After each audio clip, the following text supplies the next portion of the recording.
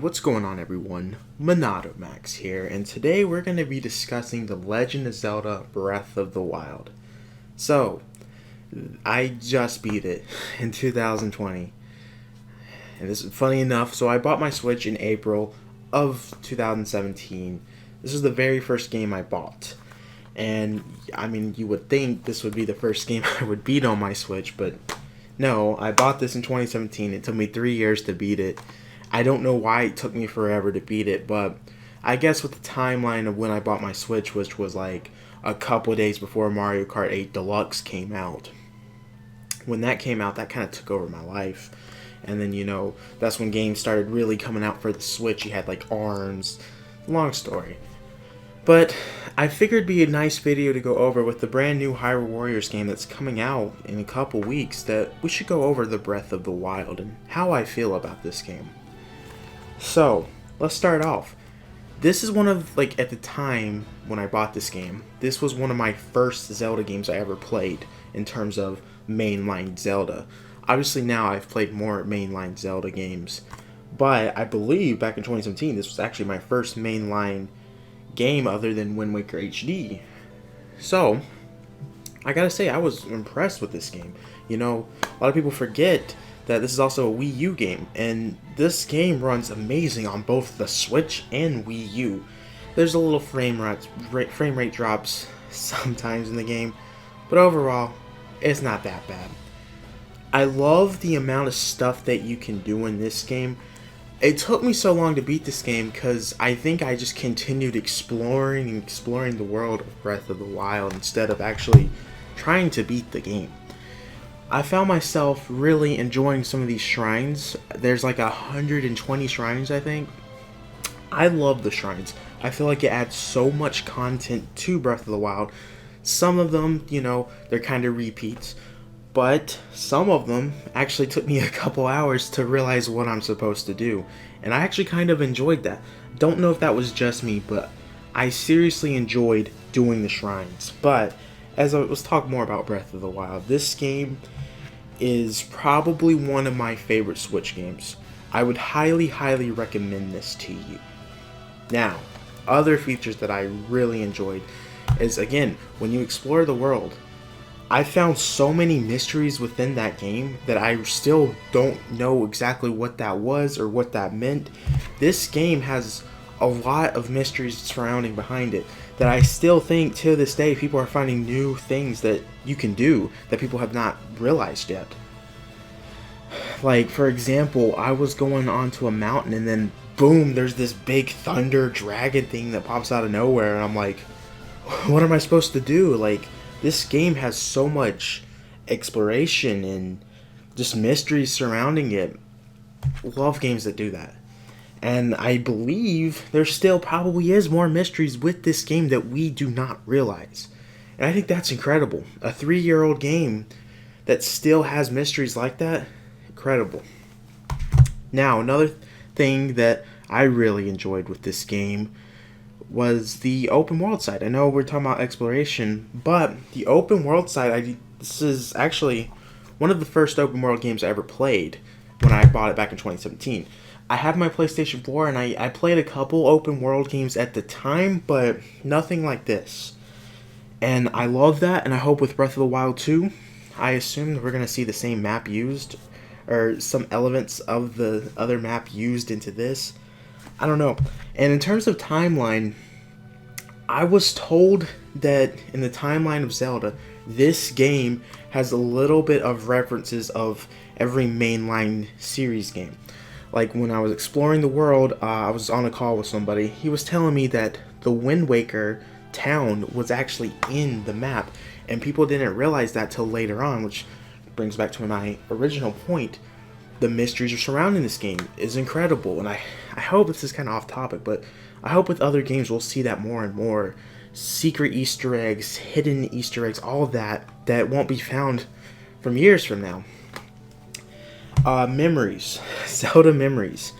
So if you don't know, the game, at one point, spoilers alert, I probably should have said that in the beginning, Link lost all his memories, and there is 13, the game tells you 12 memories, but when you find all 12 memories, there is a 13th memory that you gotta go find. And if I'm being honest, some of the memories in there just felt so random, but a lot of the memories were very important. I would have liked to see them maybe cut back on some of the memories. There was one with, what was it? Zelda was talking about some, I feel like it was a frog, I don't remember, and it was just random, you know? And maybe that's what you need in games, is random stuff like that. Wasn't a big fan of that. But the final boss, I'm gonna bring this up, the final boss was the easiest thing I've ever done in my life. Now that might be because I did all the Divine Beasts, so if you don't do all the Divine Beasts, you have the Clementity Ganon full HP, but if you do all the Divine Beasts, that cuts the HP in half. Cool cutscene that happens, but in the future, I would kind of like to do a run without me doing the Divine Beasts, because that gets rid of all the power-ups you could do and all that, which will make the game a lot more difficult. And I want to talk about the Master Sword. I don't know if this is a common thing for Zelda games to do. You can see my knowledge of Zelda.